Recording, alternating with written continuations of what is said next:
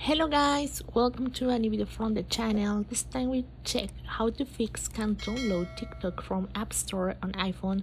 So let's start.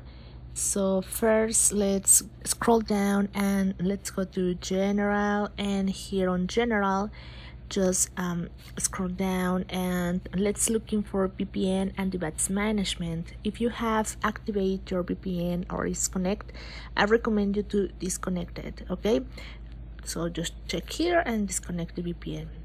Now that you check it, the other thing that you have to do is going to App Store, and here on App Store you have to go to your account. So let's go to our icon here, and now let's go to the part that says our name, and here in our name just select the part that says options. Okay, so here you can go to country and region.